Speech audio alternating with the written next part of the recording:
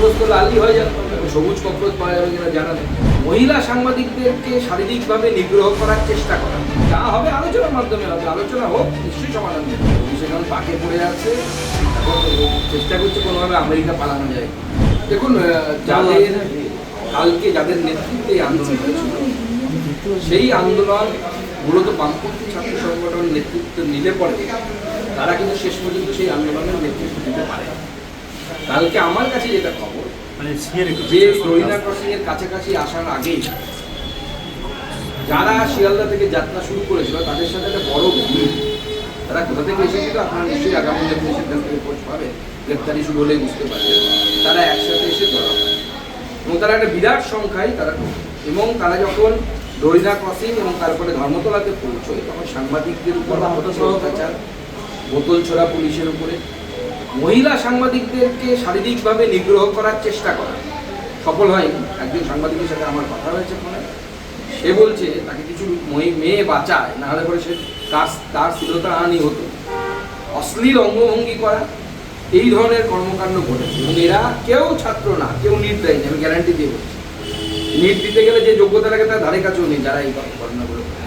আমাদের সরকার মাননীয় মুখ্যমন্ত্রী স্পষ্ট করে দিয়েছে, কেউ রেয়াত পাবে না, কেউ ছাড় পাবে না। এদের গুন্ডামি করার ইচ্ছে হয়েছে, তো গুন্ডামি কাকে বলে এটা দেখতে শিখবে। ককরোচ তো লালই হয়ে যাবে, সবুজ ককরোচ পাওয়া যাবে কিনা জানা নেই। আমাদের গণতান্ত্রিক আন্দোলনে কোনো আপত্তি নেই, উনি সবুজ ককরোচ ধরবেন না লাল ককরোচ ধরবেন ওনার ব্যাপার। আলোচনা চলছে, তারা তাদের প্রস্তাব রেখেছে। সরকার, আমাদের সরকার তো সবসময় আলোচনার জন্য প্রস্তুত। আমরা তো প্রথম থেকে বলে এসেছি আমরা লোকসভার ভিতরে আলোচনার জন্য প্রস্তুত।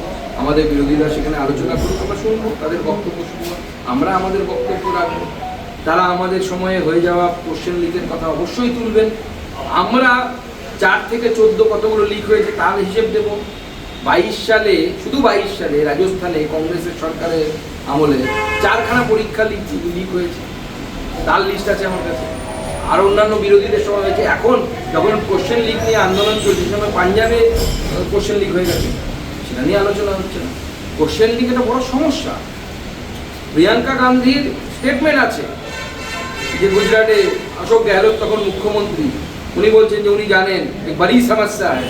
আমরাও তো মানছি সমস্যা, তার জন্য একটা সবাই মিলে চিন্তা ভাবনা করে আগামী দিনে আইন আনতে পারে। মনে রাখবেন, কোনো আইন পৃথিবীতে ফুলপ্রুফ হয় না, ইমপ্লিমেন্ট করতে হয়, তার খুদ ধরা পড়ে, সেটা পরিবর্তন হয়, অ্যামেন্ডমেন্ট হয়, এটাই নিয়ম গণতন্ত্রের। তো গণতন্ত্রে যা হবে আলোচনার মাধ্যমে হবে, আলোচনা হোক, নিশ্চয়ই সমাধান দেবে। বিপাক মানে তো পুরো পাকে, অভিষেক এখন পাকে পড়ে আছে, এখন চেষ্টা করছে কোনোভাবে আমেরিকা পালানো যায়, সেটাও তো কোর্টে আটকে দিচ্ছে পারে না। অতএব ও চরম পাকে পাকে পাকে যেতে যেতে এবার কোন পাকে পড়ে সেটাই হচ্ছে দেখ।